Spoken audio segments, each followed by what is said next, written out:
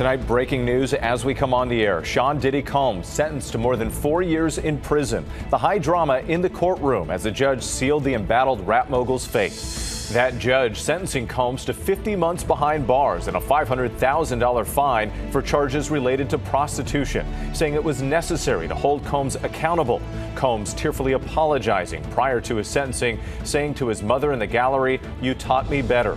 The conviction and sentencing marking a stunning fall from grace for one of the heavyweights in the entertainment world. Aaron Katersky standing by. Also breaking, Hamas agreeing in principle to release the remaining hostages under President Trump's peace plan with conditions.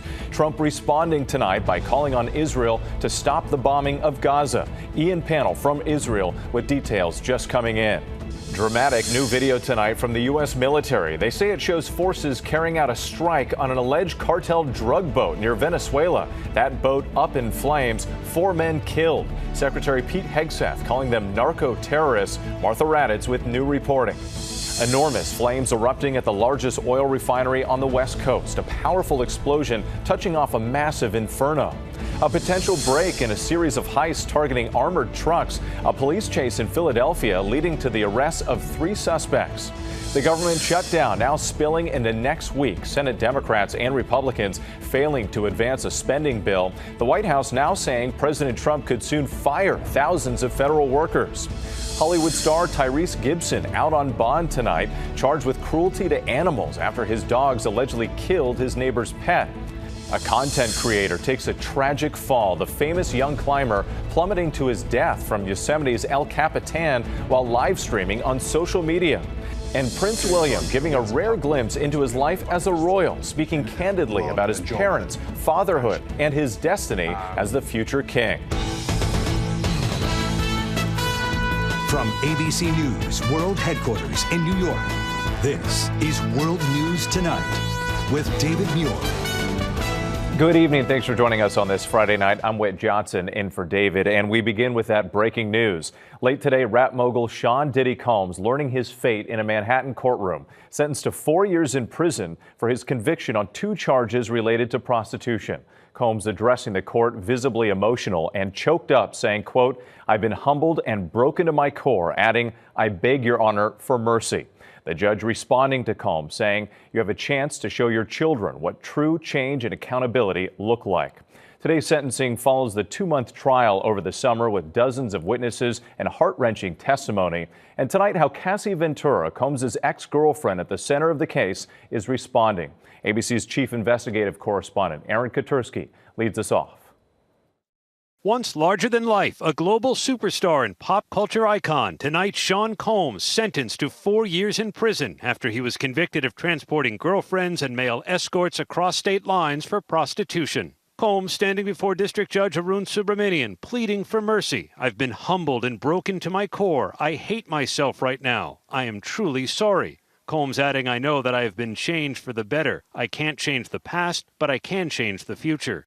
The judge rejecting Combs' request for time served, saying the sentence needed to send a message that violence against women must be met with real accountability. The sentencing capping a dramatic day of emotional testimony. Combs sobbing as his children crowded around a microphone begging for his release. Son Justin asking the judge to give my father a second chance.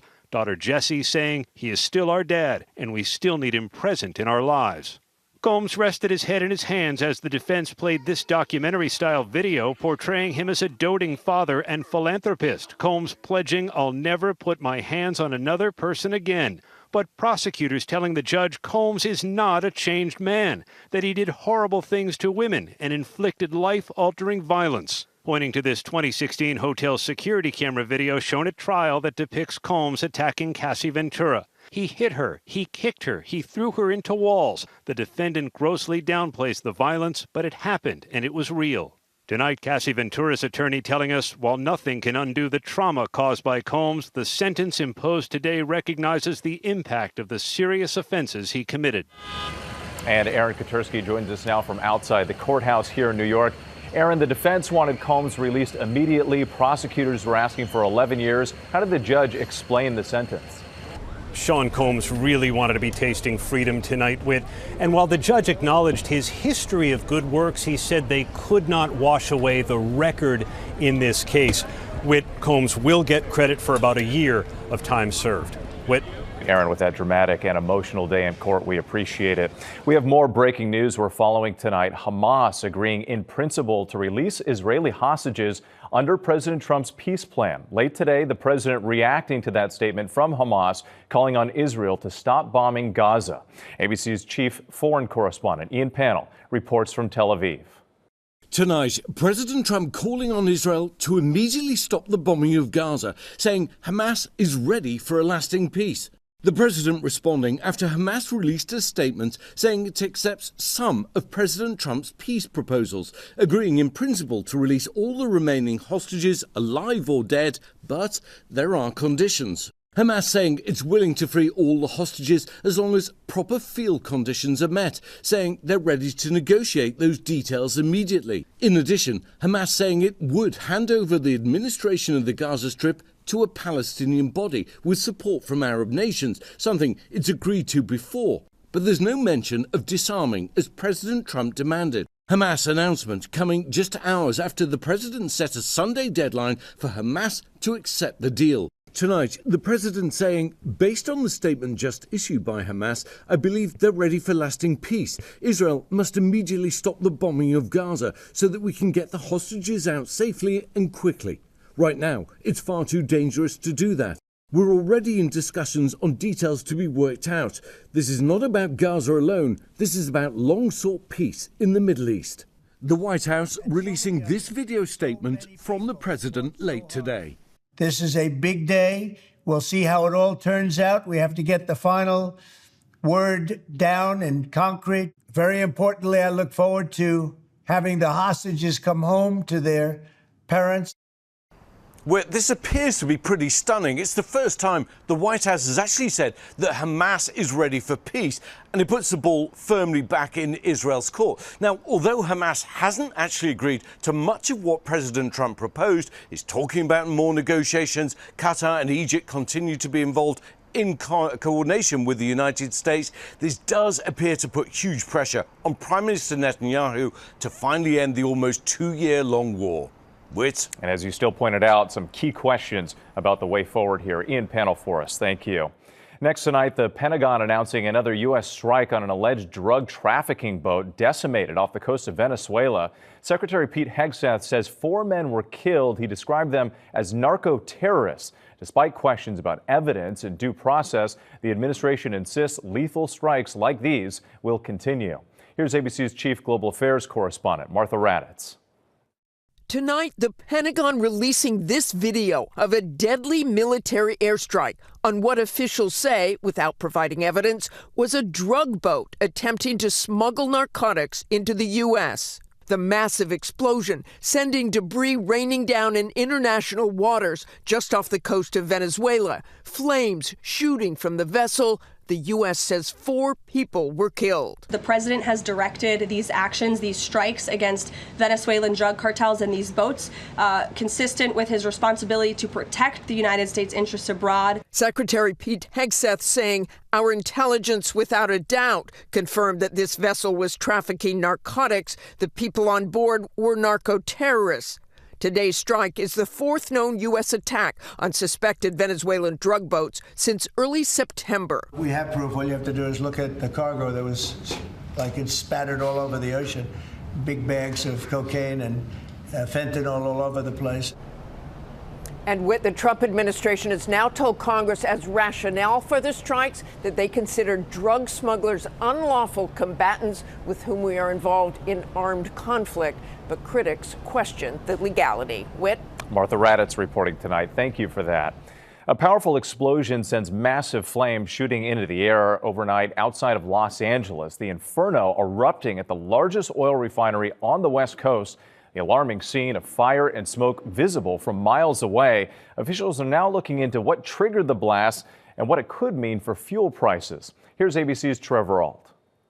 Tonight, the West Coast's largest oil production site up in flames. Ring camera video capturing the fireball as part of this Chevron refinery in Los Angeles erupted Thursday night. We have heavy flames showing from the refinery. People rushing to evacuate as fire filled the sky. Other neighbors urged to shelter in place, thinking they'd heard an earthquake or a plane crash. One worker describing a violent blast. I hear like a big whoosh. Next thing I know, bro, I see like everything in front of me just light up. Chevron says the fire sparked in a processing unit on one corner of the 1.5 square mile refinery. This afternoon, the fire finally was extinguished after burning for 16 hours. About a sixth of California's gasoline for Southern California comes out of there. I suspect that's likely a lot of what ignited. Experts say so much gas is produced in this facility, the fire could impact fuel prices in the region. Prices across the West Coast may only increase 5 to 15 cents. This particular refinery provides up to 40% of the jet fuel for Southern California. So that may be a bigger issue. This is not the first fire at this refinery. There's been at least 4 of them in the past decade. Thankfully, Chevron says overnight there were no injuries in this incident. And that is some good news. Trevor, thank you. Turning now to Washington and day 3 of the government shutdown. Tonight, lawmakers heading home without a deal as millions of Americans worry when they'll see their next paycheck. The White House says President Trump is now preparing to fire thousands of federal workers. ABC's senior political correspondent Rachel Scott on Capitol Hill tonight. Tonight, as President Trump amps up threats to fire workers and slash programs, the Senate's top Republican warning Democrats the shutdown will only hurt their effort to repeal Medicaid cuts and prevent health insurance premiums from rising for millions of Americans. You're also handing the administration an opportunity to do things that probably in most cases you're not going to agree with. Republicans say reopen the government and then we can talk. What is your reaction to that, and why not go through with that plan? You know, my reaction is, really? We've asked for 3 months to have those talks while government was open, and the Republicans flatly refused. Now a number of programs could soon grind to a halt, including food assistance for mothers like Benisha Wright in Reynoldsburg, Ohio, who has 6 children, including an infant on formula. I worry about my child not being able to eat because I cannot afford a $300 bill in formula alone. To pressure Democrats, President Trump has already frozen funding for projects in 16 states that voted blue in the last election. But today, Republican Senator Lisa Murkowski says that's wrong. Let's not further divide people politically. This is already stressful enough, and we just don't need to do that. So the Senate has gone home for the weekend, and the House won't even be coming back next week. Tonight, millions of federal workers are wondering when they'll get paid. Members of Congress, though, they don't have that concern. They will still be receiving their paychecks. And still no end in sight. Rachel, thank you. Now to a possible break in a string of armored truck robberies in the Philadelphia area. Police say they noticed a suspect's vehicle approaching a Brinks truck, then arrested 3 people after a tense chase. Here's ABC's Chief Justice correspondent, Pierre Thomas. Tonight, a possible break in the case after a string of armed truck heists around Philadelphia. Police say heavily armed men in a white car were approaching a Brinks truck outside a Target store. When officers moved in, that car took off, sparking a police chase. Authorities ordering a shelter in place and putting nearby schools on lockdown. They don't have the car. It was a phone call from the neighbor who said there was somebody hiding in their bushes. Police arresting 3 suspects, one seen taken into custody outside this home. He's believed to be one of the 3 individuals that was involved in this incident earlier today and was wanted by the FBI and Philadelphia police. Investigators believe the men may be linked to 4 recent armored truck robberies. Back in August, surveillance video captured the terrifying moment outside a supermarket when a Brinks driver is targeted by armed thieves. They ordered her to turn over her weapon and then took about between $700,000 to $800,000 in cash from the armored car. Police later arrested 3 suspects in connection with that heist. And tonight, in a sign of just how dangerous the situation was, police say they recovered 2 handguns and a rifle from inside the suspect's getaway vehicle.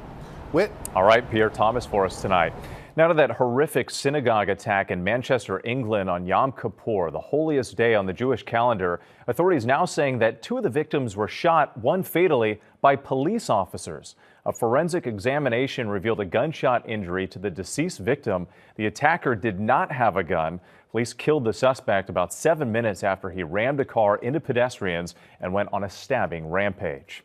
When we come back tonight, a famous young climber falling to his death on El Capitan in Yosemite. The tragedy unfolding as hundreds watched on a live stream.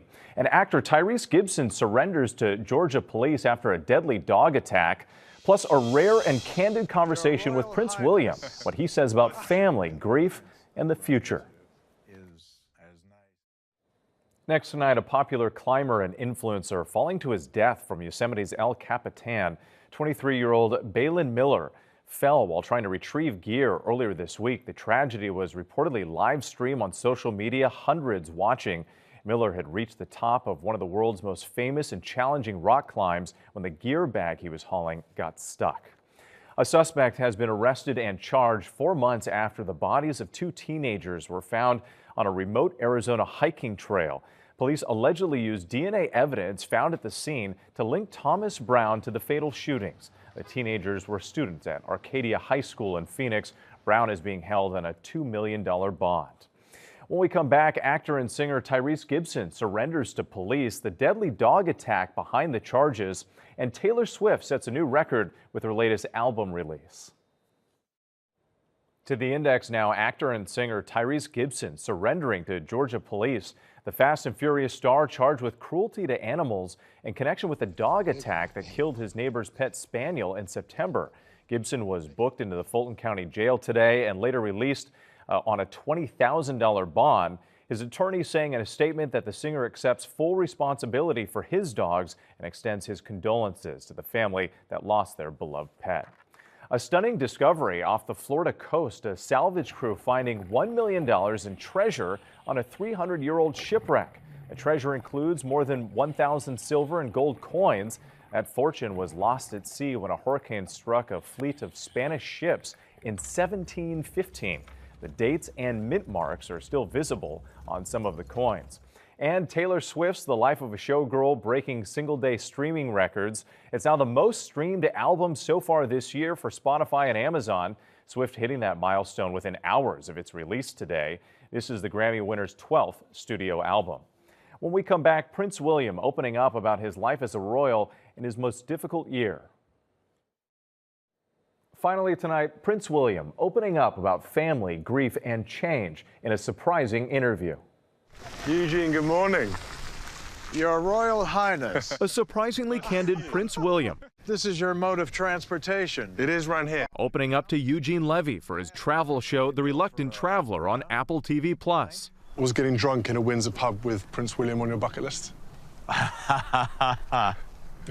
Well, that's the bucket. Discussing his family life and where the monarchy is headed. You will one day be King of England. Do you think about that at all? It's not something I wake up in the morning and think about, because to me, being authentic and being myself and being genuine is what drives me. I want to create a world in which my son is proud of what we do, in a world and a job that actually does impact people's lives for the better. That is caveated with, I hope we don't go back to some of the practices in the past that, Harry and I had to grow up in. And sharing how challenging the last few years have been for him and for those closest to him. This last year, your wife and father have been ill. How are things now, first of all? Yeah, things are good. Everything's progressing in the right way, which is all good news. And how his family is coping. I'm so proud of my wife and my father for how they've handled all of last year. My children have managed brilliantly as well. The prince offering a rare glimpse beyond the crown. Well, I'm hoping every other prince I run into is as nice, open, and human as you. Fascinating conversation. Thank you so much for watching tonight. I'm Wade Johnson in New York. For David and all of us here, have a great night. David Muir, the most watched newscast in America. And now, ABC's World News Tonight has won the Emmy for Best Live News Program for the third year in a row.